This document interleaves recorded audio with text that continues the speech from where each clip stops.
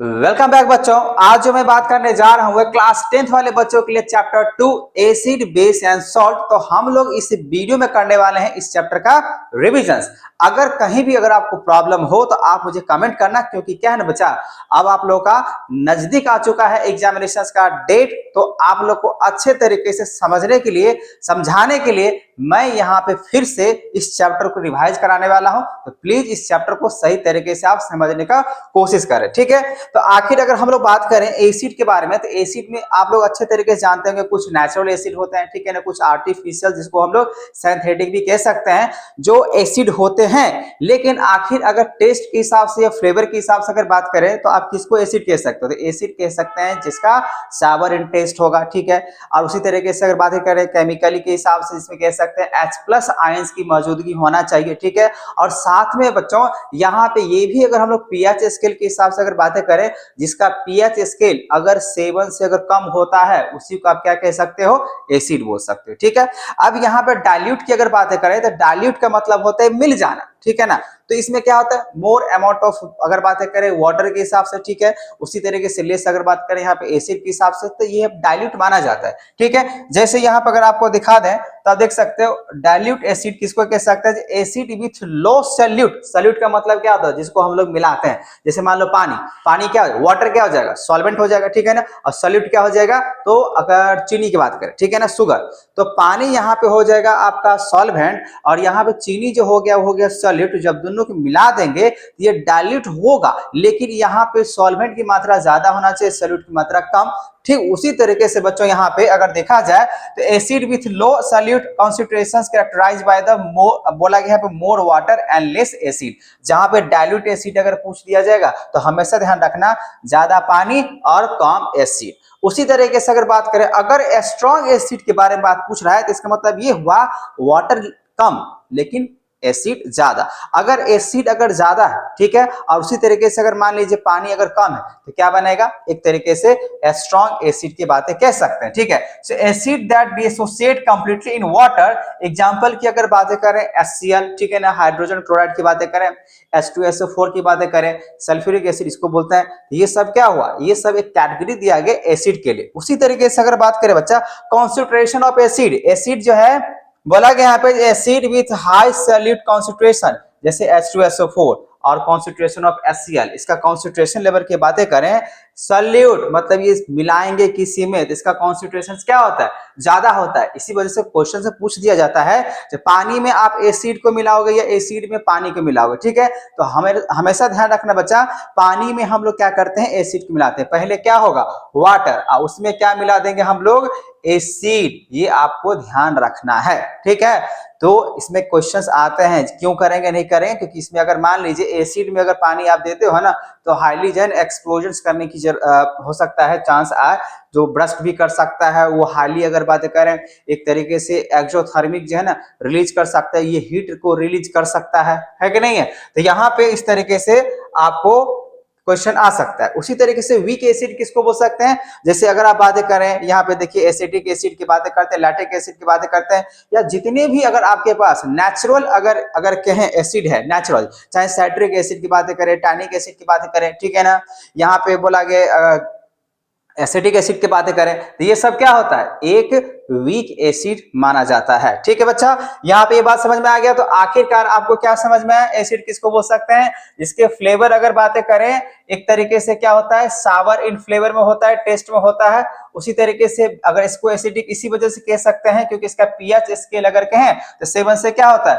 कम होता है। और इसके पास अगर देखा जाए हाई कॉन्सेंट्रेशन ऑफ हाइड्रोजन, मतलब यहाँ पे H+ आयंस की मात्रा अगर कहें ज्यादा होता है, इसी वजह से हम कह सकते हैं यहाँ पे ये एसिड है। तो एसिड का ये बातें हुआ बेसिक सा। अब आगे बढ़ते धीरे धीरे, ठीक है। अब यहाँ पर अगर बात कहे बच्चा, जो बोला गया स्ट्रॉन्ग एसिड, स्ट्रॉन्ग एसिड किसको कह सकते हैं? स्ट्रॉन्ग एसिड उसको कह सकते हैं, जैसे एग्जांपल के लिए आपका हाइड्रोजन क्लोराइड हुआ, H2SO4 हुआ, और यहाँ पे अमोनिया, ये सब जो दिख रहा है ना बच्चा, एक तरीके से बन जाता है, ये आपका स्ट्रॉन्ग एसिड हो जाएगा। नाइट्रिक एसिड की बातें करें, अमोनिया कह गया, ठीक है। जैसे अगर बातें करें एन एसिड विच बोला गया डिसोसिएट कंप्लीटली या ऑलमोस्ट कंप्लीट इन वाटर, मतलब बिल्कुल पूरे तरीके से जो डिसोसिएट हो जाएगा, जिसमें एसिड की मात्रा ज्यादा होता है, पानी की मात्रा कम, तभी कहा जाता है वो डीएसोसिएट करना, ठीक है। उस केस में क्या बनता है, स्ट्रॉन्ग एसिड, पानी कम एसिड ज्यादा, स्ट्रॉन्ग एसिड बन जाएगा, ठीक है। अब बोला गया यहाँ पे इसको एक तरीके से कह सकते हैं, ये जो स्ट्रॉन्ग एसिड होगा ये इनऑर्गेनिक एसिड होता है एक्सेप्ट कार्बोनिक एसिड H2SO3 की अगर बातें करें, it is actually weak acid but inorganic होता है। ये इनऑर्गेनिक है लेकिन ये कमजोर वाला है, ठीक है बच्चा। वीक एसिड बोला गया यहाँ पे acid that dissociate only partially बोला गया है when dissolve in water. Partially का मतलब क्या, कम। अगर मान लीजिए कम अगर एसिड के साथ अगर मिल रहा है, और वीक एसिड मतलब थोड़ा सा ही अगर हम एसिड मिला रहे हैं पानी में तो वीक ही ना होगा, है कि नहीं है। एग्जांपल्स के लिए अगर बात करें तो यहाँ पे एसिटिक एसिड की बात करें, ऑक्सैलिक एसिड की बात करें, लैक्टिक एसिड की बात करें, ये सब ऑर्गेनिक एसिड है, इसी वजह से ये वीक है, ठीक है।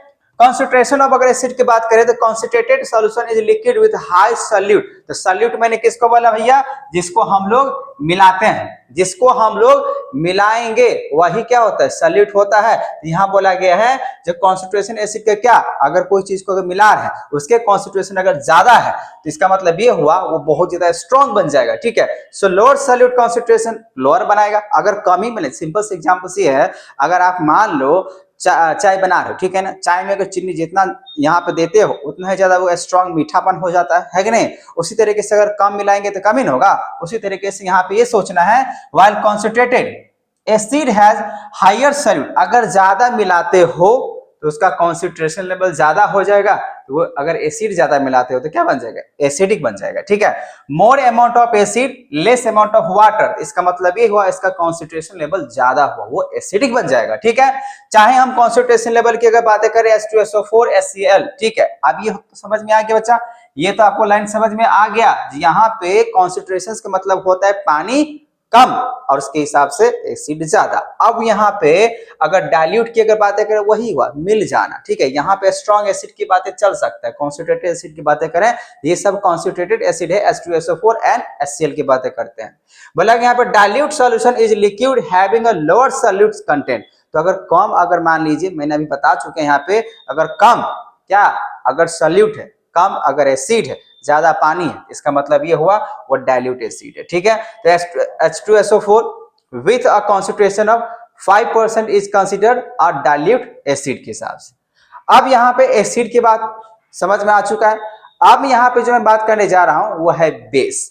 बेस क्या होता है, तो हम यहाँ पे कह सकते हैं ये बीटर एंड टेस्ट होता है, ठीक है। इसका टेस्ट में कैसा होगा, बीटर टेस्ट होगा। इसमें OH माइनस आयंस होगा। क्या होगा बच्चा, यहाँ पे अगर मैं बेस की अगर बात कर रहा हूं यहाँ पे OH नेगेटिव आयंस होते हैं, ठीक है। ये बीटर इन टेस्ट में होता है, OH नेगेटिव होते हैं। इसका pH स्केल की अगर बातें करें बेस का तो क्या होता है, 7 से ज्यादा और 14 तक होते हैं, जैसे कि हम लोग को मालूम होना चाहिए, जो कि यूनिवर्सल क्या होता है इंडिकेटर के हिसाब से। So chemical compound that has a distinct bitter taste होता है possess the property of being basic and defined as base. Chemically it characterizes pH value क्या होता है भैया, 7 से ज्यादा होना चाहिए, ठीक है। और इसमें हाइड्रोजन मतलब हाइड्रोक्साइड, OH का मतलब क्या होता है, हाइड्रोक्साइड आयंस आपको मिलेगा नेगेटिव के हिसाब से। बात समझ में आ गया। अब यहाँ पे थोड़ा सा और भी बात अगर समझ ले बेस के बारे में, तो बोला जा रहा है यहाँ पे स्ट्रॉन्ग बेस किसको कह सकते हैं बच्चा, स्ट्रॉन्ग बेस आप किसको कह सकते हैं, अगर एसिड की मात्रा कम है, अगर आप मिलाओगे आगे चल के हम आपको समझाएंगे, वैसे आप कह सकते हैं यहाँ पे जो स्ट्रॉन्ग बेस किसको, जो strong bases are those which are ionized in water completely, मिल जाएगा आयोनाइज्ड हो जाएगा, and produce a large number of hydroxide, जो लार्ज नंबर में अगर बातें करें हाइड्रोक्साइड अगर फॉर्म करता है तो आप समझ जाना वह स्ट्रॉन्ग एसिड है, सॉरी बेस है। स्ट्रॉन्ग क्या है, बेस है। So weak bases are those bases that partially ionized, मतलब जो वीक होगा ना, कमजोर, वो पार्शियली मिलेगा, ठीक है ना। लेकिन जो आयोनाइज्ड पूरे तरीके से अगर स्ट्रॉन्ग होगा तो स्ट्रॉन्ग वाला जो बेस होता है पूरे तरीके से कंप्लीटली आयोनाइज्ड हो जाता है, ठीक है। So and produce a small number of hydroxide, तो अगर बहुत ज्यादा कंप्लीट अगर हुआ तो ज्यादा मात्रा में आपको H जो है ना आपको हाइड्रोक्साइड मिलेगा। वही अगर मान लीजिए पार्शियली अगर मिल रहा है कम, मतलब वो वीक माना जाता है, ठीक है। एग्जांपल्स के लिए अगर बात करें बच्चे यहाँ पे स्ट्रॉन्ग बेस का, तो यहाँ पर सोडियम हाइड्रोक्साइड, पोटेशियम हाइड्रोक्साइड और कैल्शियम हाइड्रोक्साइड, ये सब नाम याद रखें, ठीक है। वही अगर वीक बेस की अगर बात करें तो बोला गया weak base are those bases the partially ionized. मैंने अभी बताया जो पार्शियली थोड़ा बहुत जो है ना मिलेगा पानी में और कम मात्रा में जो है ना आपको हाइड्रोक्साइड OH नेगेटिव जो है ना आपको प्रोड्यूस करता है, उसको बोल सकते हैं वीक बेस। ठीक है, यहाँ पे अमोनियम अगर बातें करें हाइड्रोक्साइड आपका एक वीक बेस होता है। इतना ही नहीं होता है, लेकिन आप अपना एग्जामिनेशन के हिसाब से कम इतना याद कर सकते हो। ठीक है ना, वैसे भी अगर कहें तो एनसीईआरटी में जितने भी आपके पास इक्वेशंस दिया गया है, ठीक है ना, वो सारे पढ़ लेना। उसके अलावा आपको जो है ना कहीं से भी क्वेश्चंस नहीं आने वाला है इक्वेशंस। ठीक है, वही अल्कालिस की अगर बात करें बच्चा तो बोला कि alkalis are the bases that are soluble in water. तो अल्काली जो कि ग्रुप नंबर फर्स्ट और ग्रुप नंबर सेकंड जो मॉडर्न पीरियोडिक टेबल होता है ना, उसमें जितने भी आपको दिखेगा वो सारे पानी में आपको जो है ना मिल सकता है। सो अल्कालिस जो होता है these are bases that are soluble in water. चाहे आप सोडियम हाइड्रोक्साइड की बात करें, ये पानी मिल जाएगा। पोटासियम हाइड्रोक्साइड हुआ, कैल्शियम हाइड्रोक्साइड हुआ, ये अल्कालिस होते हैं। अब ये सब जितना भी देखोगे ना, पोटासियम, कैल्शियम, सोडियम, ये आपको फर्स्ट और सेकंड ग्रुप जो मॉडर्न पीरियोडिक टेबल का होता है उसमें जितने भी हैं वो सारे के सारे जो है ना वाटर में क्या हो जाता है, मिल जाता है। ठीक है बच्चा, अब यहाँ पे हम लोग बात करते हैं इंडिकेटर। इंडिकेटर किसको कहते हैं? इंडिकेटर मतलब होता है ये एक ऐसा फिनोमेना होता है जो कि एसिड या बेस होने को पता करता है। ठीक है, जहां पे कोई भी ऐसे सब्सटेंस है जहां पे एसिड और बेस होने का पता अगर चला दे, ठीक है ना, तो उसको हम क्या कह सकते हैं? इंडिकेटर्स। ठीक है, तो जैसे कि आप यहाँ पे देख सकते हो जो इंडिकेटर्स बोला गया सब्सटेंस है which change their colour, smell in different types of substances, acid and base. तो यहाँ तो हुआ बुक के हिसाब से डेफिनेशन। भैया हम उसको कह सकते हैं इंडिकेटर जहां पे कलर, स्मेल, एसिड या बेस होने का पता करके हमको दे दे, वही क्या होता है? इंडिकेटर होता है। ठीक है, जैसे अगर हम लोग यहाँ पे अगर बातें करें तो बोला गया इसको 3 टाइप्स में हम लोग बांट लेते हैं। एक नेचुरल इंडिकेटर्स, दूसरा सिंथेटिक इंडिकेटर्स और तीसरा क्या होता है? अल्फैक्टरी। अब ये तीनों क्या होता है एक एक करके समझते हैं। नेचुरल इंडिकेटर्स की अगर बातें करें जो found in nature in plants, जैसे लिटमस पेपर होता है ना, जो लिटमस होता है वो लिटमस पेपर नेचुरल होता है। चाहे उसका हम पर्पल कलर की बातें करें, रेड की बातें करें, ब्लू की बातें करें, ये नेचुरल, ये एक लिटमस प्लांट्स के हिसाब से पेपर में कन्वर्ट किया गया। जब इसको पूरे तरीके से मान लीजिए इमर्ज किया जाता है या पार्शियली इमर्ज किया जाता है तो यहाँ पे कलर, अच्छा इसको थोड़ा सा एक और चीज बता देते हैं, जो ब्लू से रेड करता है वो एसिड होता है। ठीक है, अगर मान लीजिए इंडिकेटर्स है, इंडिकेटर्स में ये भी देखना पड़ता है, अगर ब्लू से रेड कर दिया तो वो क्या हो जाएगा? एसिड हो जाएगा, और वही रेड से अगर ब्लू कर देगा तो क्या हो जाएगा? बेस हो जाएगा। तो ये भी एक तरीके से अगर कहें बच्चा तो एसिड और बेस का कैरेक्टराइज में या कैरेक्टरिस्टिक में हम लोग ले सकते हैं। ठीक है ना, ये बातें आपको समझ में आ गया। तो फिलहाल यहाँ पे नेचुरल इंडिकेटर्स किसको कह सकते हैं? तो बोला गया है जैसे लिटमस हो गया, ठीक है ना, रेड कैबेज हुआ, लिप्स एक्सट्रैक्टेड हुआ, उसके बाद फ्लावर ऑफ हाइड्रोजिया प्लांट्स होगा, टर्मेरिक हो गया। ऐसे बहुत सारे इंडिकेटर्स होते हैं जो कि इंडिकेट करके दिखा देगा जब भैया ये एसिड हो या बेस है या नहीं। जैसे मान लो टर्मेरिक है, ठीक है, हल्दी है, तो हल्दी अगर देखना है यहाँ पे, अगर वो येलो कलर है, जैसे उसको बेस के साथ अगर रिएक्ट करोगे तो क्या बनेगा? मान लीजिए शर्ट पे, अगर मान लीजिए व्हाइट शर्ट है, उस पर अगर आपको टर्मेरिक अगर गिर चुका है खाना खाते समय, ठीक है ना, खाना में होता है ना टर्मेरिक, हल्दी डालते हैं, तो उसमें क्या होगा?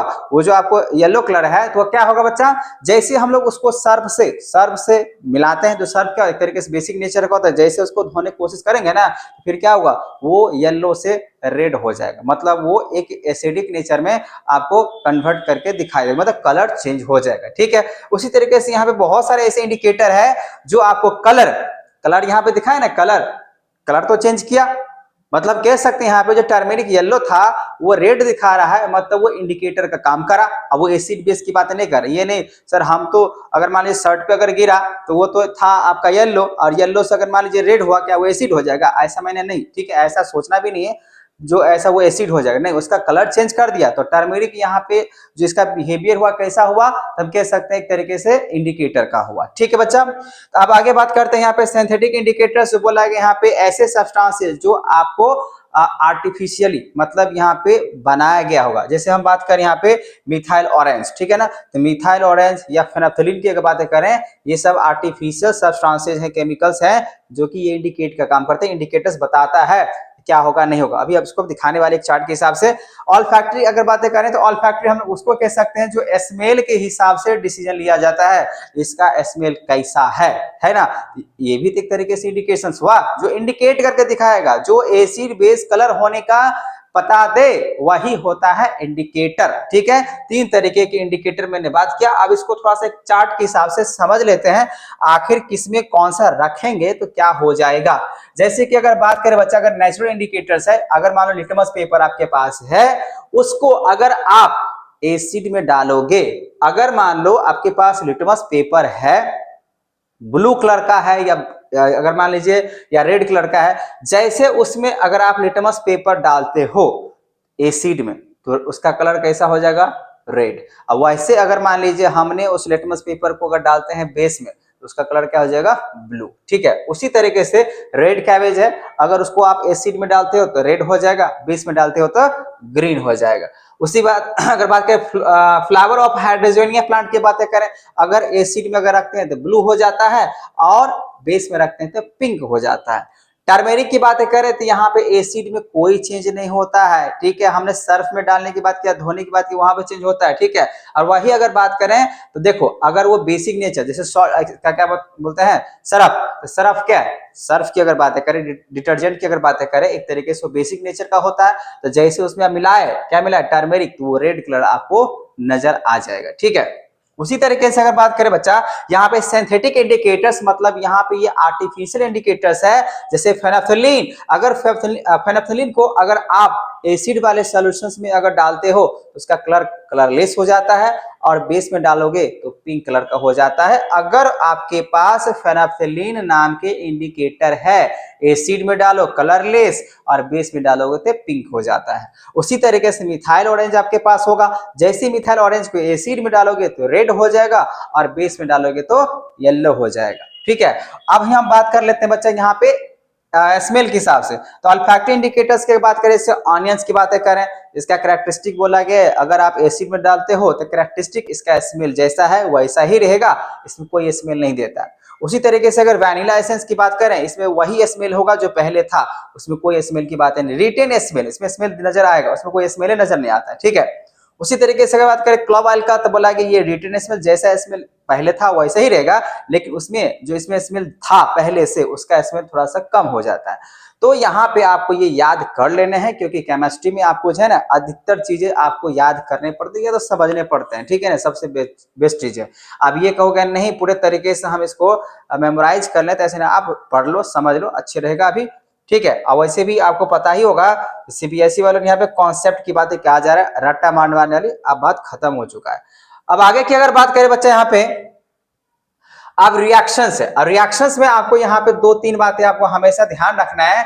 पहला अगर रिएक्शंस की बात करें, reactions of acid and base with metal, पहले हम एसिड को मेटल के साथ करेंगे, फिर हम लोग बेस के साथ करेंगे। ठीक है, अगर मान लो यहाँ पे एसिड विथ मेटल, मतलब कोई भी अगर आपके पास मेटल है, उस मेटल को अगर एसिड के साथ अगर आप रिएक्शंस करते हो तो क्या रिएक्टेंट किसका, मतलब रिएक्टेंट क्या किस तरीके से रखेंगे और उसके बाद उसका प्रोडक्ट क्या बनेगा, ये सबसे बड़ी चीज है, आपको याद रखना। ठीक है, अगर मान लो बच्चा अगर एसिड रिएक्ट कर रहा है मेटल के साथ, तो हमेशा ध्यान रखना वो क्या बनाएगा, सॉल्ट प्लस हाइड्रोजन गैस ही बनाता है। अगर आपके पास कोई भी एसिड है और कोई भी अगर मेटल होगा तो हमेशा सॉल्ट प्लस हाइड्रोजन गैस ही बनता है। ठीक है, सो यहाँ पे अगर मान लो जिंक ग्रेन्यूल्स की बातें करें, तो जिंक ग्रेन्यूल्स अगर रिएक्ट अगर कराते हो डाइल्यूट अगर HCl के हिसाब से किसी भी टेस्ट ट्यूब में, तो जब एक तरफ लिया आपने एसिड लिया, दूसरी तरफ कहें तो जिंक लिया, तो जैसे ही अगर आप जो है ना HCl और जिंक को मिलाते हो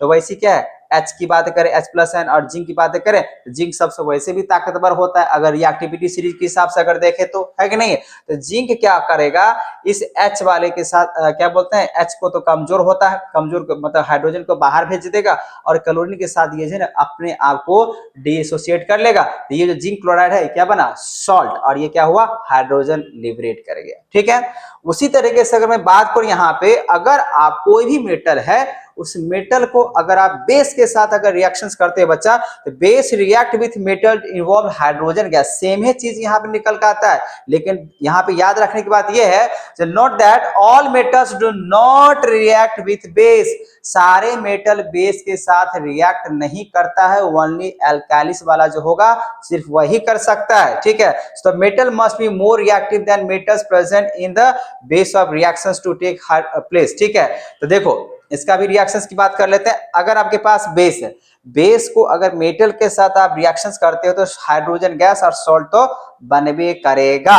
लेकिन इसमें कुछ एग्जांपल्स है, उसको समझाने की कोशिश ये कर रहे हैं। जैसे मान लो यहाँ पे सोडियम हाइड्रोक्साइड है, आप सोडियम हाइड्रोक्साइड को अगर जिंक के साथ मिलाते हैं तो सोडियम जिंकेट बना देता है, ठीक है, और साथ में क्या बनाएगा, हाइड्रोजन, हाइड्रोजन गैसेस, ठीक है। तो हमेशा ध्यान रखना बच्चा, जो हाइड्रोजन गैस जब भी रिलीज करेगा वो एक पॉपअप साउंड के साथ है, जब कैंडल उसके पास लेके जाएंगे तो एक पॉपअप साउंड के साथ है ना, बबल्स करके साथ वो आवाज लेके देता है। वो अभी आपको एक्सपेरिमेंट दिखाने वाले। इसमें क्या समझ में आया, अगर आप कोई भी मेटल को अगर एसिड के साथ रिएक्शन करवाओगे बच्चा तो हमेशा आपको सॉल्ट प्लस हाइड्रोजन गैस मिलेगा। उसी तरीके से कोई भी मेटल को अगर बेस के साथ मिलाओगे फिर भी आपको सॉल्ट प्लस क्या मिलेगा, हाइड्रोजन गैस ही मिलेगा, ठीक है। इसको चेक करने के लिए, इसके रिएक्टिविटी चीज को पता करने के लिए हम लोग को जो है ना एक देखना पड़ेगा एक्सपेरिमेंट, लेकिन उसके लिए थोड़ा सा वेट करें।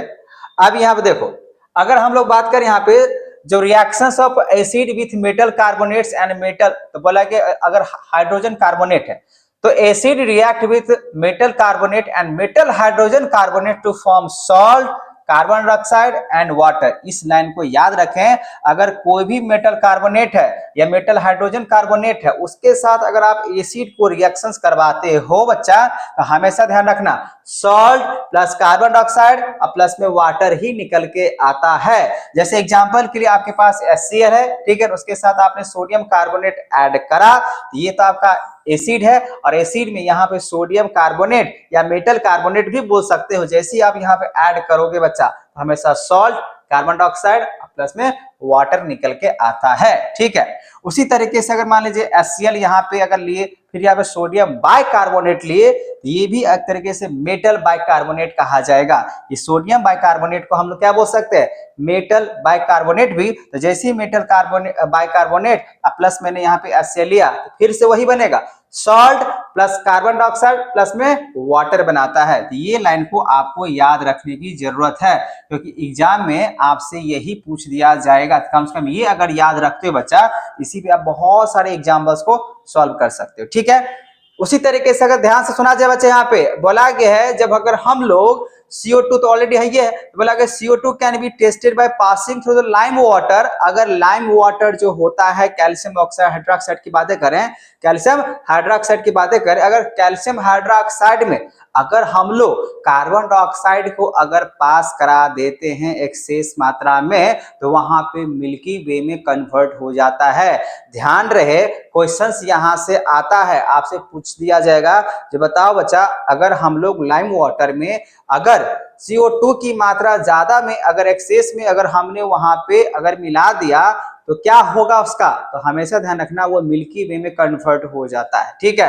तो यहाँ पे देख सकते हो जो यहाँ पे कैल्शियम हाइड्रोक्साइड है और उसमें अगर हम लोग कार्बन डाइऑक्साइड को अगर मिला देते हैं बच्चा तो कैल्शियम यहाँ पे कार्बोनेट प्लस में H2O निकल के आएगा ही आएगा, ठीक है। तो इसके हिसाब से क्या हुआ, तो बोला गया अगर कैल्शियम एक्सेस अगर होगा पास मिल्कीनेस ऑफ डिसअपीयर, मतलब ये तो हुआ, ठीक है, निकल के आ जाएगा, कैल्शियम कार्बोनेट बन जाएगा, लेकिन इसको मुझे खत्म करना, वो मिल्कीनेस जो कलर है, मिल्क कलर का जो अगर बातें करें दूधिया कलर, मिल्क कलर जो होता है, ठीक है, उसको अगर मुझे डिसअपीयर करना होगा तो फिर से यहाँ बोला कि एक तो पास करा दी, लेकिन बोला कि वो मिल्की में देखो वाटर क्या बन चुका है, मिल्की बन चुका है, यहाँ पे बन चुका है ना, इसमें कैल्शियम कार्बोनेट और साथ में क्या दिख रहा है आपको, वाटर। ये जो कैल्शियम कार्बोनेट है साथ में वाटर जो दिख रहा है, ये बिल्कुल कैसा दिख रहा है यहाँ पे, ये जो आपको दिख रहा है तो कैसे दिख रहा है, मिल्की कलर का दिख रहा है, दिख रहा है ना। अब बोला इस मिल्की कलर को अगर मुझे खत्म करना है उसके लिए मुझे CO2 फिर से पास करा देना होगा, और जैसे हम लोग यहाँ पे कैल्शियम कार्बोनेट में और CO2 फिर से अगर पास करा देते हैं, वाटर तो ऑलरेडी था ही, उसमें फिर से हम लोग कार्बन डाइऑक्साइड को जैसे ही अगर पास करा देंगे तो वो जो मिल्कीनेस था, जो मिल्की कलर था वो हट जाएगा, डिसअपीयर हो जाएगा, फिर बन जाएगा आपका कैल्शियम क्या बोलते हैं, कैल्शियम बाइकार्बोनेट बन जाता है, ठीक है ना। बात समझ में आ गया, ये बात समझ में आ गया बच्चा। अब बोला कि base do not react with metal carbonate, उसको तो मैंने बता ही दिया, base do not react with metal carbonates and metal hydrogen carbonates, ये ध्यान रखना है। So base plus hydrogen carbonate, या यहाँ पे अगर बातें करें मेटल हाइड्रोजन कार्बोनेट कोई भी रिएक्शंस नहीं करता है, ठीक है, ध्यान रखना बच्चा। बेस प्लस मेटल कार्बोनेट या मेटल बाइकार्बोनेट, नो रिएक्शंस, ये याद रखना बहुत ही जरूरी है, ठीक है, चलो ये बातें आपको समझ में आ गया बच्चा, ये बातें आपको समझ में आ गया ना। आप थोड़ा सा आगे समझते हैं। आप बोलेंगे reactions of acid and base with each other. अगर एसिड को बेस के साथ अगर रिएक्शंस अगर करते हैं तो क्या होने वाला है। तो वैसे कि हम लोग को ऑलरेडी पहले से मालूम है, अगर हम लोग एसिड को बेस के साथ अगर रिएक्शंस करते हैं तो वो न्यूट्रलाइजेशन रिएक्शन भी कहलाता है, और नहीं तो आप इसको सॉल्ट प्लस हाइड्रोजन क्या उसको बोलते हैं वाटर बना देगा। ठीक है, तो जैसे कि आप देख सकते हो acid and bases react to form salt and water. Acid और बेस बोला गया, यहाँ पे क्या बनाएगा, जब एसिड को अगर बेस के साथ मिलाते हैं या तो सॉल्ट प्लस वाटर की बातें करेंगे, और इसी प्रोसेस को हम लोग न्यूट्रलाइजेशन भी कह सकते हैं। ठीक है ना, तो आप देख सकते हैं यहाँ पे न्यूट्रलाइजेशन भी रिएक्शंस क्या होता है, reactions of acid with base is called neutralization reactions. जैसे यहाँ पे मान लो आपने लिया हाइड्रोजन क्लोराइड, आप प्लस में कर दिए यहाँ पे सोडियम हाइड्रोक्साइड। जैसे ही आप सोडियम हाइड्रोक्साइड और जैसे ही आपने इस दोनों को जोड़ा, तो देखो ये पूरे तरीके से बेस हुआ और ये एसिड हुआ। तो बेस प्लस अगर एसिड की बातें करेंगे ये न्यूट्रल भी कर देता है, वैसे ये बन गया सोडियम क्लोराइड। और सोडियम क्लोराइड को हम लोग कॉमन सॉल्ट भी बोलते हैं, और ये हम लोग खाते हैं, है कि नहीं है। तो यहाँ पे एसी प्लस बेस क्या हुआ बच्चा, इसको कहते हैं सॉल्ट प्लस वाटर। और इसी रिएक्शंस को हम लोग क्या कह सकते हैं, न्यूट्रलाइजेशन रिएक्शन, जिसमें हम लोग क्या कर सकते हैं, अगर मान लो HCl है उसके साथ अगर हमने सोडियम हाइड्रोक्साइड को अगर ऐड करा तो बन जाएगा NaCl, प्लस में बन जाएगा H2O।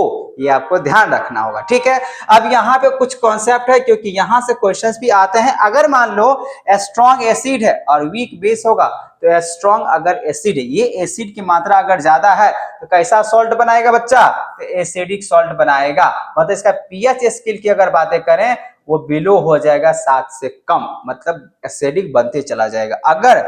ठीक है, तो ये आपको क्या याद रखना है, अगर स्ट्रॉन्ग एसिड है वीक बेस है तो एसिडिक सॉल्ट बनाता है, वही अगर वीक एसिड है और स्ट्रॉन्ग बेस है तो बेसिक सॉल्ट बनाएगा। साथ में तो वाटर तो यहाँ पे होगा ही।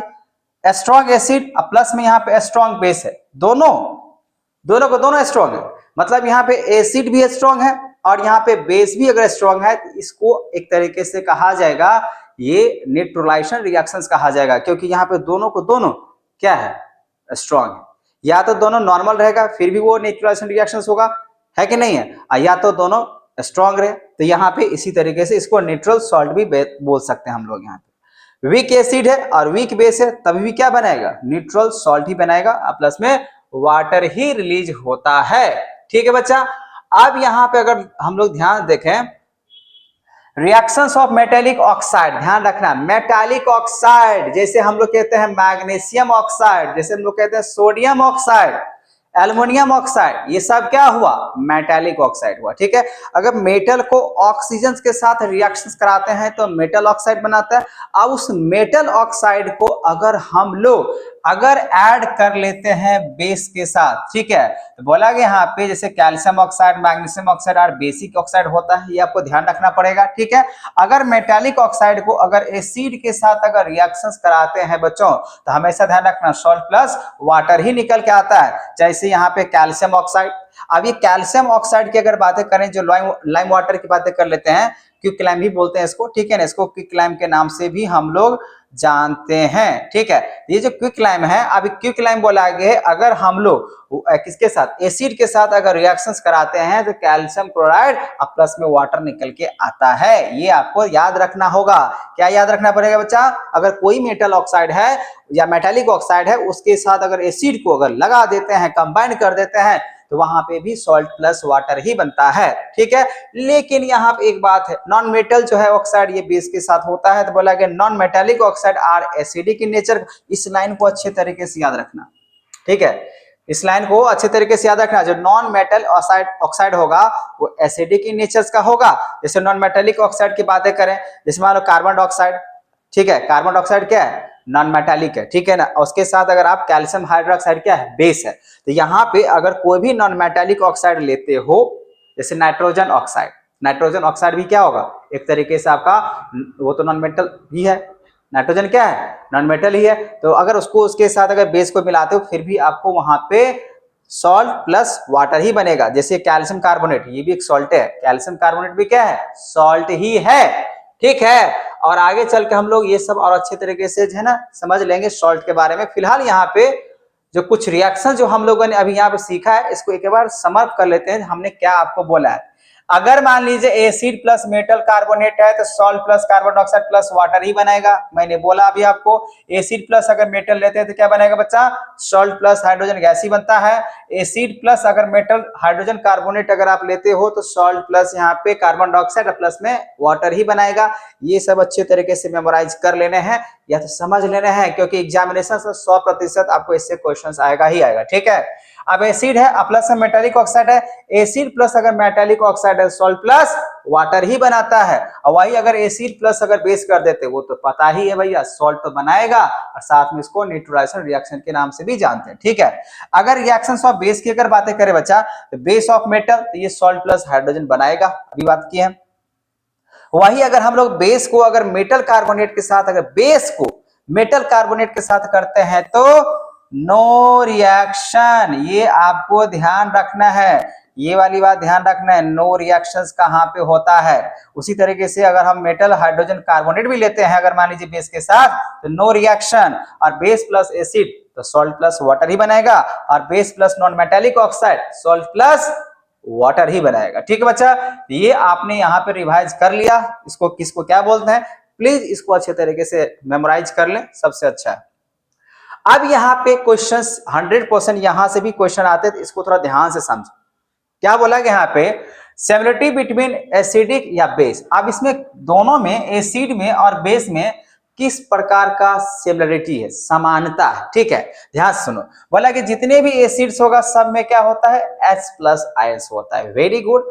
बोला कि ऑल एसिड जो होगा प्रोड्यूस करता है क्या, H प्लस आयंस। ये भी आपको अब समझ में आ गया, जितने भी एसिड होगा सब में H प्लस आयंस प्रोड्यूस करता है। ठीक है, एसिड्स प्रोड्यूस, बोला कि H plus ion solutions which are responsible for their acidic property. मतलब ये अगर H प्लस अगर आयंस होता है बच्चा, तभी जो है ना ये एसिडिक प्रॉपर्टीज को पूरी तरीके से क्लियर करता है, अदरवाइज ये क्लियर नहीं कर पाएगा। दूसरी तरफ यहाँ पे अगर देखा जाए तो ऑल बेस हैव OH, जितने भी बेस होगा उसमें OH नेगेटिव, इसको हाइड्रोक्साइड भी कहते हैं, in common, so all bases produce OH negative ions. तो यहाँ पे आपने देखा दोनों में किस तरीके से, एक में बोला गया H प्लस आयंस प्रोड्यूस करेगा और दूसरे में क्या बोला गया, OH नेगेटिव प्रोड्यूस करेगा। अभी खत्म नहीं हुआ सिमिलरिटी, अब मेन समझो। यहाँ पे बोला कि एसिड या बेस इन वाटर सॉल्यूशंस की अगर बातें करें बच्चा, एसिड या बेस की अगर बातें करें, बोला कि एसिड प्रोड्यूस करेगा H प्लस आयन से, तो समझ में आ गया in the presence of water. Water जहां पर रहेगा वहीं पे H प्लस आयंस, क्योंकि ये H जो हम बात करने वाले हैं यहाँ पे H3H का, बोला कि H plus ion can not exist alone, ये कभी भी अकेला नहीं होता है। दे एग्जिस्ट एज H3O, जिसको हाइड्रोनियम आयंस के नाम से जानते हैं। जैसे ये H प्लस हुआ, अब इसमें H2O हुआ, अब जोड़ देंगे तो H3O प्लस, मतलब ये वाटर के साथ H प्लस आयंस एक जो है ना गठबंधन की तरह, दोस्ती की तरह हमेशा घूमते रहता है, क्योंकि ये अकेला नहीं रहता है। समझ में आ गया। अब यहाँ पे देख सकते हो HCl जो कि एसिड है, और वाटर को जैसे मिला दिया जाएगा तो यहाँ पे हाइड्रोनियम प्लस क्लोरीन यहाँ पे आयंस आपको नजर आ रहा है कि नहीं आ रहा है। अब बेस की अगर बातें करें तो बोला कि base dissolve in water gives OH, मतलब हाइड्रोक्साइड आयंस लेके हमको देगा। जैसे सोडियम हाइड्रोक्साइड, अब सोडियम हाइड्रोक्साइड को अगर पानी में अगर मिला देते हो बच्चा, सोडियम हाइड्रोक्साइड को अगर पानी में मिला देते हो तो यहाँ पे सोडियम आयंस और हाइड्रोक्साइड आयंस आपको देखने को मिलेगा। उसी तरीके से मैग्नीशियम हाइड्रोक्साइड है, अब मैग्नीशियम हाइड्रोक्साइड को हम लोग क्या बोलते हैं, ठीक है ना, आप मुझे कमेंट बताना। वैसे जस्ट कुछ देर के बाद जब सॉल्ट पढ़ाएंगे तो मैं आपको बताने वाला हूं, लेकिन फिर भी आप बता देना जो मैग्नीशियम हाइड्रोक्साइड को कौन से नमक बोलते हैं, ठीक है ना, किस प्रकार के सॉल्ट होते हैं। जैसे अगर देखा जाए NaCl की बात करें वो सॉल्ट है, मैग्नीशियम हाइड्रोक्साइड की बात करें क्या है नहीं है आप मुझे बताना, ठीक है। उसी तरह से यहाँ पे मैग्नीशियम प्लस यहाँ पे OH बन जाएगा। ठीक है बच्चा, चलो आगे की ओर देखते हैं, आगे की ओर देखते हैं। अब बोला गया base soluble, base soluble, base base base, तो बोला कि base soluble in water are called alkali. वो तो हम शुरू से बोल रहे हैं, तो जितने भी बेस है अगर पानी में मिल जा रहा है इसका मतलब वो क्या हुआ, अल्काली प्रोसेस है या अल्काली भी बोल सकते हैं उसको, ठीक है। So while diluting acid it is recommended that all acid should be added to water, not water to acid, because process of dissolving acid या base in water is highly exothermic. मैंने बता रखा था स्टार्टिंग में, आपको क्या करना होगा, पानी में एसिड को डालना है। क्या करना है, पानी में एसिड को डालना है। यहां लिखा should be added to water, ठीक है, यहां लिखा है ना एसिड को क्या करना है बच्चा, तो यहां पे लिखा हुआ है acid should be added to water, ये ध्यान रखना है। क्वेश्चन यहां से आते हैं, तो आपको एसिड को क्या करना है, पानी में ऐड करना है। ये बातें क्लियर हो गया, ये बातें आपको क्लियर हो गया बच्चा। लेकिन ध्यान रहे आपको किसी भी हालत में एसिड में पानी नहीं डालना है, पानी में एसिड डालना है। चलो अब बोला गया स्ट्रेंथ ऑफ एसिड या बेस सॉल्यूशंस को पता करने के लिए हम लोग क्या करते हैं, तो हम लोग लेते हैं एक इंडिकेटर्स जिसको यूनिवर्सल इंडिकेटर के नाम से जानते हैं। तो बोला गया किसी भी एसिड या बेस को पता करने के लिए, समझने के लिए हम लोग कुछ है ना क्या करना पड़ता है, एक यूनिवर्सल इंडिकेटर्स की लेना पड़ता है, ठीक है। तो यूनिवर्सल इंडिकेटर किसको कह सकते हैं, it is the mixture of several indicators, it show different colours, different concentration of H+ ions solutions, ये सब यूनिवर्सल इंडिकेटर में देखने को मिलता है। याद है ना, अगर हम लोग बातें करें बच्चा यहाँ पे, तो हमने अभी आपको दिखाया है वैसे स्क्रीन पे जितने भी इंडिकेटर्स होता है लगभग, देखो यहाँ पे अगर आप देखोगे तो ये होता है यूनिवर्सल इंडिकेटर्स, ठीक है ना। 1 से लेकर आपको 14 तक नजर आ रहा है ना। तो यहाँ पे ये इंडिकेट करेगा जो कौन सा बेसिक है कौन सा एसिडिक है। बात समझ में आ गया, बात समझ में आ गया ना। तो अब यहाँ पे अगर हम लोग बातें करें बच्चा, अरे भैया कहाँ से चले गए, चलो यहाँ तो ठीक है, ये बातें आपको समझ में आ गया।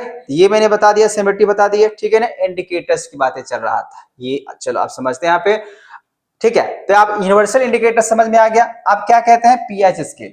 पीएच का मतलब होता है पावर ऑफ हाइड्रोजन या पोटेंस ऑफ हाइड्रोजन ही बोल सकते हैं। पोटेंस जो एक साइंटिस्ट के नाम थे, उनके नाम पे ये बात पड़ा, ठीक है।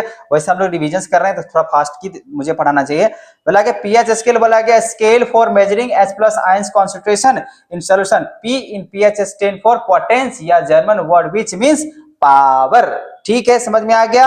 अब बोला जाता है अगर मान लीजिए पीएच अगर इक्वल टू 7 होता है तो उसको क्या कहते हैं बच्चा, न्यूट्रल सॉल्यूशन। अगर 7 से कम रहा तो एसिडिक सॉल्यूशन, 7 से ज्यादा रहा तो बेसिक सॉल्यूशंस होता है। ये मैंने बात आपको बताया था भैया, अगर हम लोग ऐसे रिएक्शंस करते हैं तो क्या होने वाला है, मतलब कोई भी अगर एसिड है और कोई भी अगर मेटल है, तो मेटल में एसिड को अगर ऐड करते हैं तो आपको जैसे मैंने बताया था हाइड्रोजन प्लस आपको हाइड्रोजन गैस जो है ना निकल के आता है। वैसे आपको ये जो दिख रहा होगा ये आपके बुक में जो एक्टिविटी होगा, प्लीज बच्चा जितनी भी एक्टिविटी है ना वो सारे एक्टिविटी को आपको पढ़ लेना है, ठीक है, क्योंकि उसमें से क्वेश्चन 100% आता ही आता है।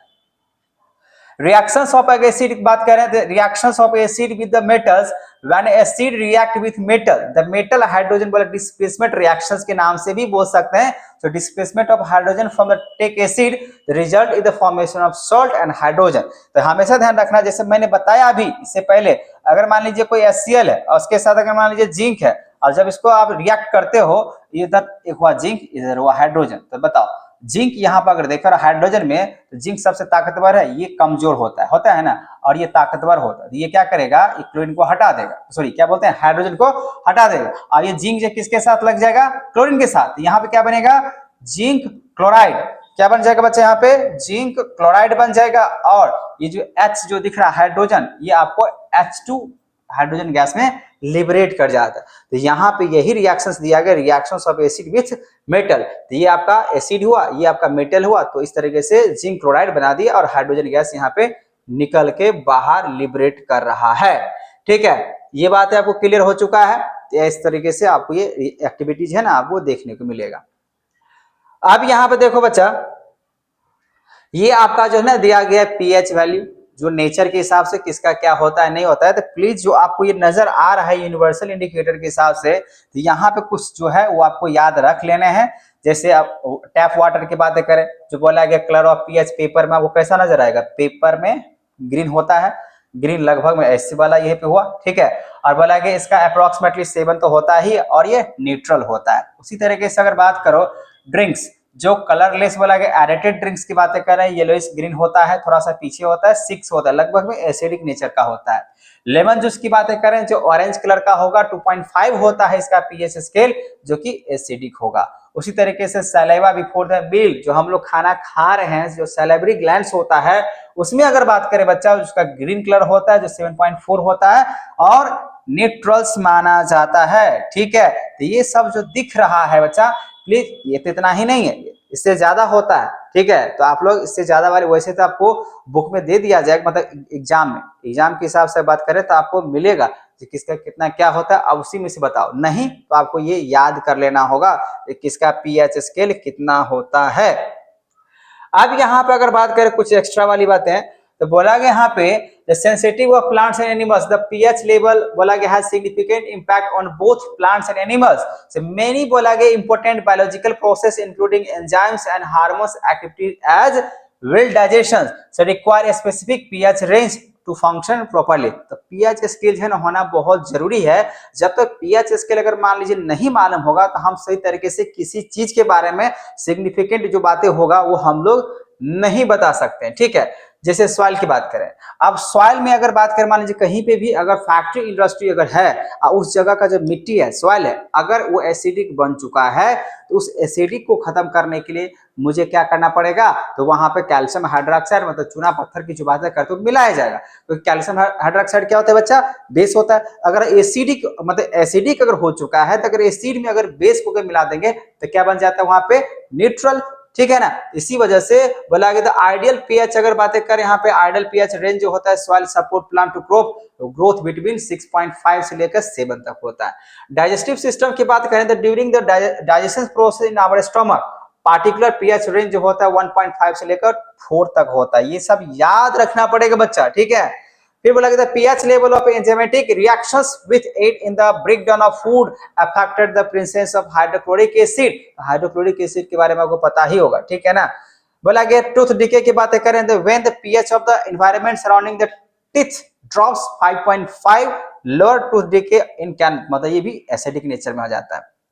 Self defence bye animals and plants, ऐसे बहुत सारे प्लांट्स होते हैं या एनिमल्स होते हैं तो सेल्फ डिफेंस के लिए अगर बात करें वो एसिडिक नेचर का मिलता है। ठीक है, एसिडिक अगर बात करें कुछ ऐसे हैं जैसे हम लोग चींटी की बातें करें है कि नहीं, तो acidic substances like used by animals and plants as self defence mechanism. For example बीज की बातें करें, ठीक है ना, मक्खी की बातें करें, प्लांट्स की बातें करें, ठीक है, like nettles secrete of highly acidic substances self defence. This secreted acidic बोला सब्सटेंसेस हैव स्पेसिफिक पीएच, मतलब बहुत सारे ऐसे होते हैं जो खासकर एब्जॉर्बिक एसिड की बातें करें, फॉर्मिक एसिड की बात करें, फॉर्मिक जो रेड कलर का अगर बात करें जो चींटी काट लेता है वो भी तरीके से भाई एनिमल्स में आएगा, लेकिन क्या है ना वो सेल्फ डिफेंस के लिए रहता है उसके पास। ठीक है, अपने खुद से बचाने के लिए।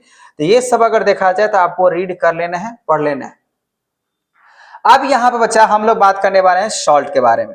अगर सॉल्ट मतलब नमक जो हम लोग अगर देखा जाए तो बोला गया it is defined as a substances that is odourless, मतलब कोई स्मेल नहीं होता है कि नहीं। अगर हम लोग कोई भी अगर नमक ले रहे हैं उसका कोई स्मेल है नहीं है, so that is odourless salty in taste and soluble in water. The pH value बोला गया इक्वल टू 7 होता है, तो हम लोग जानते ही हैं तो जो सॉल्ट होगा नमक होगा उसका पीएच की वैल्यू कितना होता है 7। एग्जाम्पल के लिए सोडियम क्लोराइड, ठीक, it is commonly known as table salt, इसको टेबल सॉल्ट के नाम से भी जानते हैं, इसको खाते भी हैं। और खासकर अगर देखा जाए ये जो सोडियम क्लोराइड जो है बच्चा वो आसान तरीके से पानी में मिल जाता है। उसी तरीके से यहाँ पे देखो एप्सम की बातें करें, जो एप्सम सॉल्ट है मैग्नीशियम सल्फेट मैंने बताया था अभी, इसको हम लोग जो है ना अगर कहा जाए तो आप सेंधा नमक के नाम से भी जानते हैं। और ये जो सेंधा नमक जो होता है बाथिंग के लिए लिखा है ना, बाथिंग मतलब इसको अगर आप सेंधा नमक को अगर कहें मतलब मैग्नीशियम जो सल्फेट है बच्चा, उस मैग्नीशियम सल्फेट को अगर मान लीजिए पानी में मिला के अगर नहा लेते हैं, शरीर का जितने भी मांसपेशी में दर्द होगा, ठीक है ना, मसल्स में दर्द होगा, वो दर्द आराम हो सकता है। ठीक है, ऐसे बहुत सारे काम होता है, लेकिन मैंने एक आपको काम बता दिया तो आप ध्यान रखना ये है मैग्नीशियम सल्फेट। अच्छा, इसको तो हम लोग खाते हैं, इसको हम लोग खाते हैं और इससे नहाते हैं, क्या बात है, ठीक है ना, इससे खाते हैं और इससे नहाते हैं, 2 सॉल्ट हुआ। सॉल्ट फैमिली हुआ। ये जो दिख रहा है ना, ये सल्फेट फैमिली हुआ। ये कौन सा फैमिली है? सल्फेट का फैमिली है।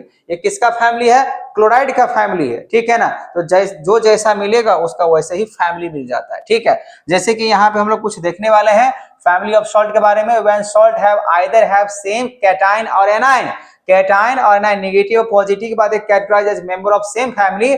और यहाँ देखो क्लोराइड है ना, तो ये हुआ क्लोराइड का फैमिली, ये भी क्लोराइड ही है, तो क्लोराइड का फैमिली हुआ। ये भी अगर देखें तो लिथियम जो क्लोराइड लिखा हुआ ये भी क्या है? क्लोराइड। जहां पे क्लोराइड की बातें चल रहा है, इसका मतलब ये हुआ क्लोराइड का फैमिली हो गया, ठीक है। ये पूरे क्लोराइड का फैमिली है। So this concept of categorize salt based on the share बोला गया cations या anions, so important in chemical chemistry in help the क्या बोला गया help simplify the study of different salt। फिलहाल के लिए आपको ये ध्यान रखना है, अगर क्लोराइड है तो क्लोराइड वाले फैमिली के हिसाब से हुआ, सल्फेट है सल्फेट के फैमिली के हिसाब से हो गया। पीएच ऑफ सॉल्ट की बात करें तो जो कि अप्रोक्सीमेटली कितना होता है? 7 ही होता है। when बोला गया यहाँ पे when a strong acid या strong base combines with to form salt resulting compound to have neutral pH of जिसका कितना होता है? अप्रोक्सीमेटली 7 होता है। वो तो हम लोग को मालूम होना चाहिए भैया। जिसमें अगर एसिड और हमने यहाँ पे बेस को जब रिएक्शंस में अगर डाला था तो यहाँ पे जो बन के आया था वो क्या बन के आया था? सॉल्ट और प्लस में वाटर ही बन के आया था। और यहाँ जो आपको दिख रहा होगा ये सॉल्ट, वो खासकर बोला गया था न्यूट्रल सॉल्ट था, जिसमें सोडियम क्लोराइड कॉमन सॉल्ट के नाम से भी जानते हैं, ठीक है।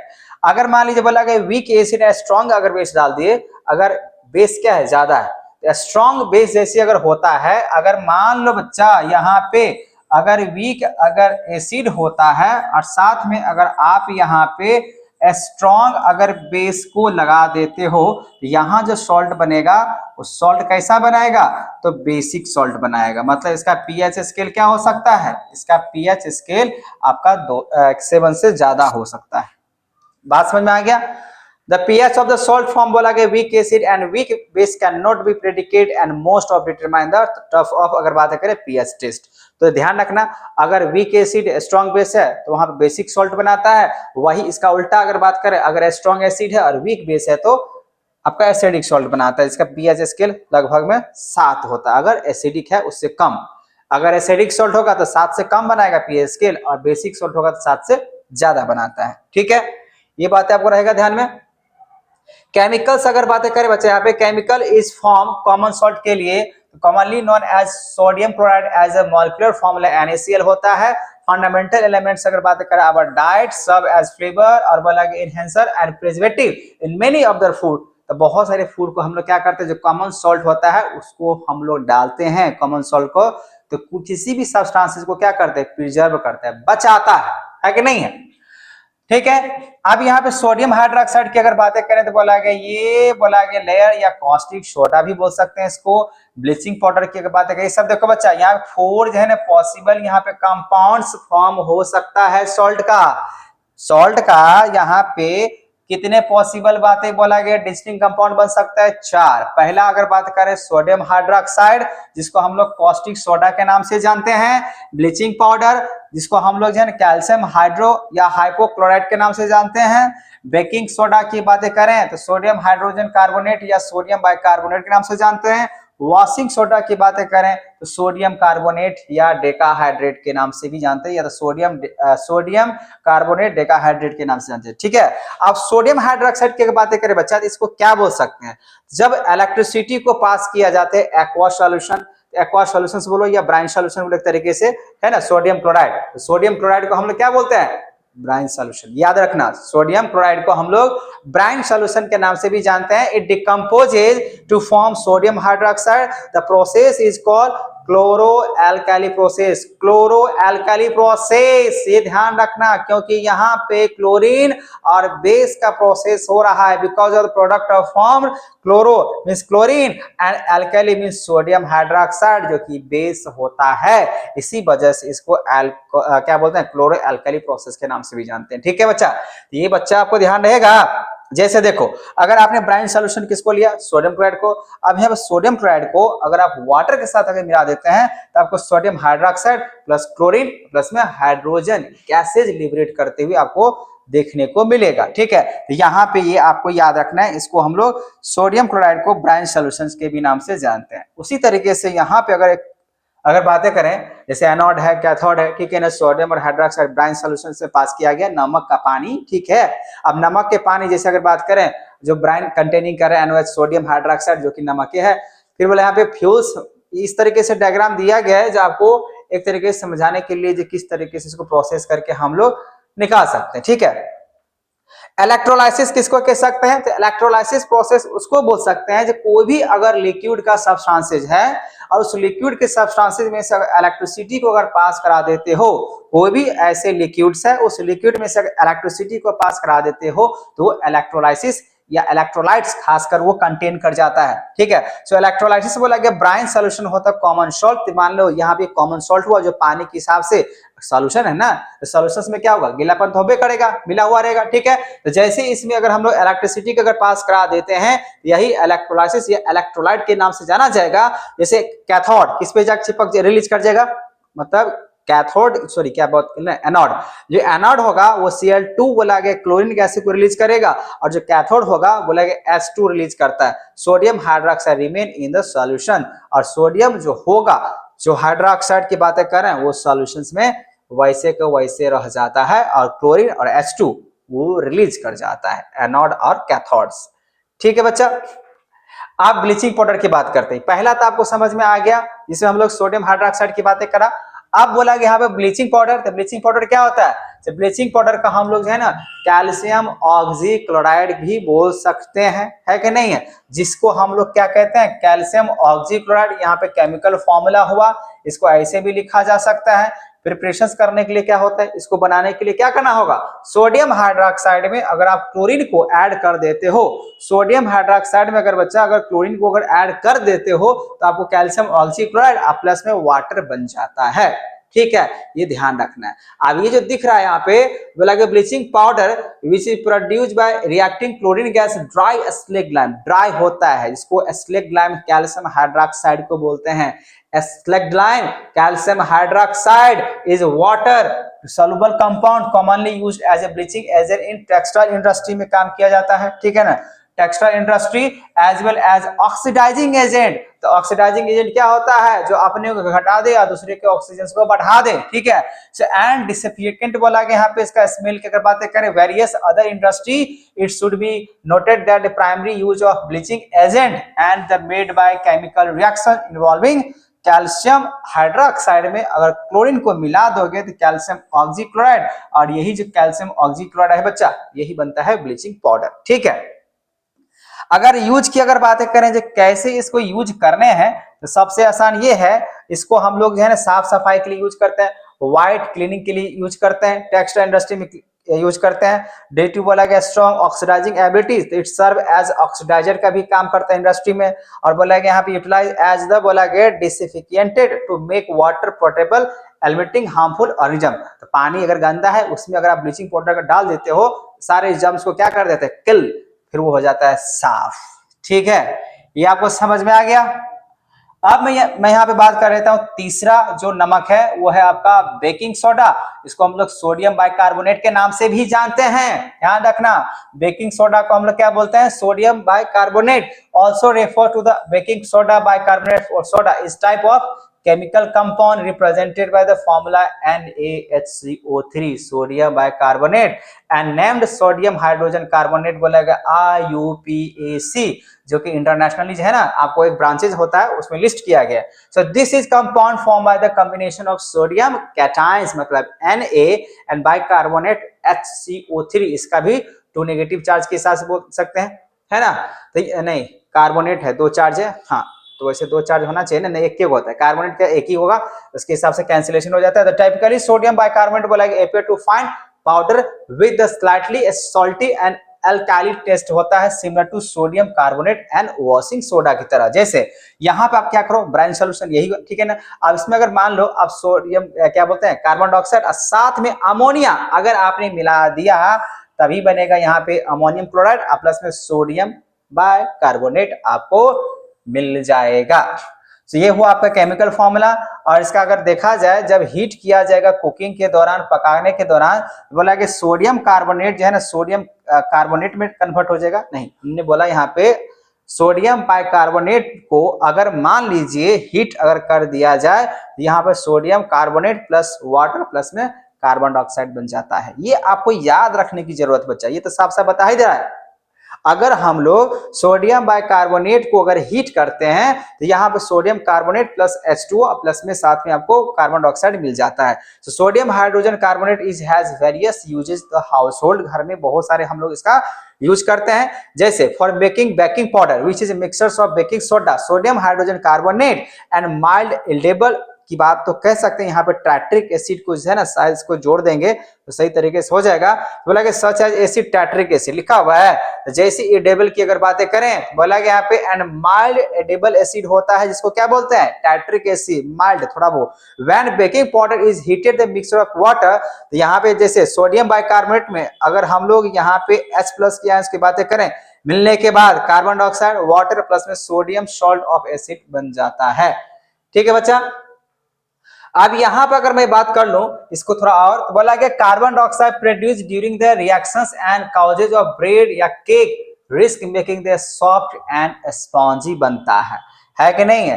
अगर मान लीजिए यहां पर आप यूज करते हो कौन सा चीज, वॉशिंग सोडा, अरे भैया कहां चला गया, हाँ, अगर आप मान लो यहाँ पे यूज करते हो यहाँ पे ये केमिकल फॉर्मूला सोडियम बाइकार्बोनेट, तो बोला कि यहाँ पे sodium hydrogen carbon is also बोला इंग्रेडिएंट्स एंटासिड होता है। एंटासिड का मतलब ये एसिड नहीं है, ठीक है ना। मैग्नीशियम की बातें कर सकते हो, ठीक है ना, मैग्नीशियम भी एक तरीके से एंटासिड में आता है। So being alkaline and neutralize acid as the बोला गया स्टमक एंड प्रोवाइड रिलीफ हो जाता है कि नहीं है। इट ऑल्सो यूज बोला कि सोडा एसिड फायर एक्सटिंग्विशर, एक तरीके से काम ऐसा भी है जहां पे आग लगेगा उसमें बुझाने का भी ये काम करता है। ठीक है बच्चा। तो यहाँ पे बेकिंग सोडा का काम समझ में आ गया जो क्या होता है। तो बेकिंग सोडा एक तरीके से सोडा एसिड होता है, फायर होता है।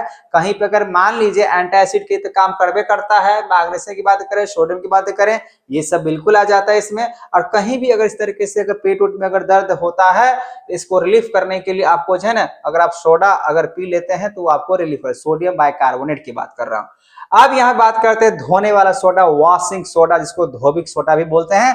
तो सोडियम कार्बोनेट बोला कि also known as washing soda is another chemical बोला कि यहाँ पे that can be derived from the sodium chloride as the mention earlier. So baking soda बोला कि can be heated to produce sodium carbonate. जैसे ही अगर हम लोग बेकिंग सोडा को अगर हीट करते हैं बच्चा, तो हीट होने के बाद यहाँ पे देख सकते हो अगर वाला सोडियम कार्बोनेट है, सोडियम कार्बोनेट में अगर आपने वाटर को ऐड करा, यहाँ पे सोडियम कार्बोनेट या 10 टाइम्स वाटर बोलो या डेका हाइड्रेटेड भी बोला जा सकता है। तो सिमिलर बोला यहाँ पे sodium carbonate. Washing soda is also basic salt होता है, इसको अल्कालिन प्रोसेस के नाम से भी जानते हैं। अब इसका अगर बात करें यूज ऑफ वॉशिंग सोडा तो आपको पता ही होगा, it's find application in the glass, soap and paper industry में काम किया जाता है।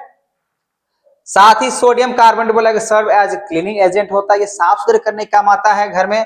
Employ to eliminate the problem of permanent water hardness, तो पानी जो खड़ा होता है मतलब हार्डनेस होता है उसमें जो प्लस आयंस की बातें करते हैं, मिनरल्स को हटाने का ये काम कर सकता है। ठीक है। अब यहाँ पर अगर बात करें बच्चा, तो are crystal are really dry, the crystal form, जैसे सॉल्ट नमक आप क्रिस्टल फॉर्म नजर आता है ना, चाहे आप चीनी की बात करें या नमक की बात करें, कैसे नजर आता है, एक तरीके से आपको जो आएगा वो आएगा क्रिस्टल फॉर्म में आता है। सो व्हेन बोला गया certain salt combines with a specific amount of water they can form crystal. देखिए क्रिस्टल किसको बोल सकते हैं, क्रिस्टल जैसे आपने 10 टाइम्स वाटर अभी आपको मैंने बताया ना, तो ये क्या हुआ है क्रिस्टल फॉर्म में। कितने मात्रा में पानी रहेगा, नंबर ऑफ मॉलिक्यूल्स अगर कहें मॉलिक्यूल्स की बात करें पानी का, वही होता है क्रिस्टल। जैसे अगर मैं आपको ये बता दूं, यहाँ पे जो आपको दिख रहा है, कहाँ दिख रहा है, यहाँ पर ये जो दिख रहा है ना, ये होता है क्रिस्टल फॉर्म, ये होता है क्रिस्टल फॉर्म, दोनों सेम हुआ ना। ये क्रिस्टल मतलब नंबर ऑफ मोल्स अगर बात करें किसका, मोल या कितने पानी मिलाया है, तो यहाँ पे 10 है, जो 10 हुआ ना ये क्रिस्टल फॉर्म को बताएगा। ठीक है। तो बोला कि यहाँ पे जो crystallization is a process in which solid substances form होगा, जैसे देख सकते हो इसमें भी पानी होगा। So whether the atoms and molecules are arranged in a strong structure called crystal, तो यहाँ पे ये अरेंज कर लेता है सॉलिड फॉर्म में, तो ये क्रिस्टल होगा। This can occurs through the बोला गया precipitation from the solution, freezing, sometimes direct of deposition from the gases. Example के लिए अगर बातें करें तो सोडियम क्लोराइड हुआ, फिर यहाँ पे हेल्टाइल क्रिस्टल भी बोल सकते हैं, sugar in the form of sugar क्रोज, शुगर होता है तो शुगर से क्या बन जाता है, शुगर क्रोज बन जाता है। एंड बोला यहाँ पे स्नोफ्लेक, जो इसको सिमिलर एग्जांपल्स लिया जाए तो वो भी सही है। फिर सिमिलरली अगर बात करें न्यूमरस, अगर जैसे डायमंड्स की बातें करें, ये क्वार्ट्ज के हिसाब से होता है, तो ये सब जो दिख रहा है ना अरेंजमेंट, ये सब क्या होता है, ये सब होता है क्रिस्टल के, डायमंड भी। अब यहाँ देखो कॉपर सल्फेट अगर बात करें बच्चे यहाँ पे, तो बोला गया है जो कॉपर सल्फेट जो क्रिस्टल है, तो copper sulphate crystal which seem to be dry contains water of crystallization, when we heat the crystal this water is removed and the salt turns white. If you are moistens the crystal again with water you find the blue color of the crystal of appear. क्योंकि ये तो copper है, जितने भी Cowper's होते हैं, copper sulphate की बातें करें बच्चा, वो क्या होता है, जिसको ब्लू विट्रोल के नाम से भी जानते हैं, वो ब्लू ही होता है, ठीक है। So water of crystallization of बोला गया यहाँ पे, water of crystallization refers to the specific number of water molecules bound with the formula unit of salt. For copper sulfate there are 5 water molecules per formula unit and its chemical formula is copper sulphate. यहाँ पे 5 times 5 molecules अगर कहें तो 5 water molecules, यहाँ पे क्या होगा 5 molecules of water, यही हुआ एक तरीके से आपका क्रिस्टल। तो क्रिस्टल का मतलब जो वाटर को खासकर दिखाया जाता है, ठीक है बच्चा। अब यहाँ पे बात कर लेते हैं हम लोग पीओपी, खासकर मैं तो रिवाइज करवा रहा हूँ, तो भैया थोड़ा सा तो इसमें जल्दी जल्दी बातें होगा, मैं डेप्थ में बातें नहीं कर रहा हूँ। प्लास्टर ऑफ पेरिस की बातें करें तो किसको कह सकते हैं, प्लास्टर ऑफ पेरिस बोला गया is commonly used the chemical compound that find wide application of sculpting material cast bandage, it essentially की बातें करें ये सब काम होता है। प्लास्टर ऑफ पेरिस बोला गया फ्रिक्वेंटली आवर डेली लाइफ के लिए होता है। कैल्शियम बोला सॉरी केमिकल कंपोजिशंस की अगर बात किया जाए बच्चा, तो hydrated calcium sulphate which is drive from the gypsum, और इसको कैसे मैन्युफैक्चरिंग किया जाएगा, बोला कैल्शियम सल्फेट लो, और कैल्शियम सल्फेट में अगर आपने हाफ ऑफ अगर बात करें वाटर मॉलिक्यूल्स को अगर आपने जोड़ दिया, तो यहाँ पे इसको 2 बार भी जोड़ सकते हो, 3 भी बोल सकते हो, तो कैल्शियम सल्फेट और 2 टाइम्स यहाँ पे जो दिख रहा है ये जिप्सम दिख रहा है, इसको आप याद कर लेने होंगे, ठीक है। तो gypsum plaster and the plaster of Paris are essentially the same thing, दोनों एक ही चीज हुआ, चाहे इसको पीओपी बोलो या जिप्सम बोलो, दोनों क्या होता है, एक ही होता है। The chemical formula of plaster of Paris की अगर बातें करें, यहाँ पे कैल्शियम सल्फेट यहाँ पे हेमीहाइड्रेटेड हो जाएगा। सिर्फ जिप्सम बोला यहाँ पे अगर देखा जाए, जो कि कॉपर सल्फेट की बातें करें, सॉरी कैल्शियम सल्फेट की बातें कर रहे हैं, is heated at temperature 100 degree Celsius या 373 केल्विन के हिसाब से हीट किया जाता है। सो अंडरगोज द रिएक्शंस यहाँ पे, ठीक है, 373 के। सो कैल्शियम सल्फेट बोला कि हेमीहाइड्रेटेड, या यहाँ पे 3/2 वाटर भी बोल सकते हैं। So plaster of Paris is form when the compound calcium sulphate hemihydrated, या उस तरीके से बोल सकते हैं। The chemical formula for this compound, और इसका अगर यूज की अगर बातें करें बच्चा, तो यूज क्या हो सकता है, ये तो आपको समझ में आ गया। जब हम लोग कॉपर कैल्शियम सल्फेट को वाटर हेमीहाइड्रेटेड किया जाता है या 3/2 के साथ और हीट किया जाता है 373 के हिसाब से, तो जिप्सम मिलता है, जिसको कैल्शियम सल्फेट, या हम यहाँ पे 2 टाइम्स ऑफ बोल सकते हैं वाटर, ठीक है। ये आपको याद रखना है, ये पीओपी का फॉर्मूला, यहाँ पे जिप्सम दिख रहा है, जिप्सम बोलो या पीओपी बोलो, एक ही बात हुआ, इसको आपको याद करने की जरूरत है, ठीक है। अब यहाँ पे एग्जाम्पल देख सकते हो, uses of plaster of Paris की बातें करें, मेडिकल कास्टिंग्स के लिए होता है, कहीं फ्रैक्चर वैक्चर अगर हो जाता है, हाथ पैर नाक मुंह ये सब अगर टूट जाता है तो उसके लिए जो है ना, साथ में मूर्ति बनाने के लिए होता है, घर में अगर कहें तो डेकोरेशंस के लिए होता है। ऐसे बहुत सारे चीज होता है जिसको हम लोग बना सकते हैं, क्या बना सकते हैं, पीओपी से बना सकते हैं, ठीक है। चाहे हम लोग खिलौने की बातें करें, टॉयज की बातें करें, स्टेच्यू मूर्ति की बातें करें, हाथ का प्लास्टर की बातें करें, ये सब किससे बनता है बच्चा, प्लास्टर ऑफ पेरिस से बनता है, ठीक है। फिलहाल यहाँ पे बोला गया स्कल्पचिंग की बातें करें, इससे वही सब चीजें हैं, होम डेकोरेशंस के लिए हुआ, डेकोरेटिव्स के लिए हुआ, ऑर्नामेंट्स हुआ, इस सारे चीज जो दिख रहे बच्चा, ये होता है यूज किसका, तो पीओपी का, पीओपी का, प्लास्टर ऑफ पेरिस का। आई होप आपको मैंने थोड़ा सा फास्ट लेकिन थोड़ा ढंग से कोशिश किया समझाने का। अगर आपको इस वीडियो अगर अच्छे तरीके से समझ में आ चुका हो, खासकर कॉन्सेप्ट, तो आप इस वीडियो को लाइक शेयर सब्सक्राइब करना ना भूलें, ठीक है ना। और आपको अगला किस टाइप के वीडियो चाहिए, साइंस में, मैथ्स में या किसी भी टॉपिक पे, तो आप मुझे कमेंट करें, मैं आपके लिए हमेशा हाजिर होंगे। ठीक है, तब तक के लिए थैंक यू।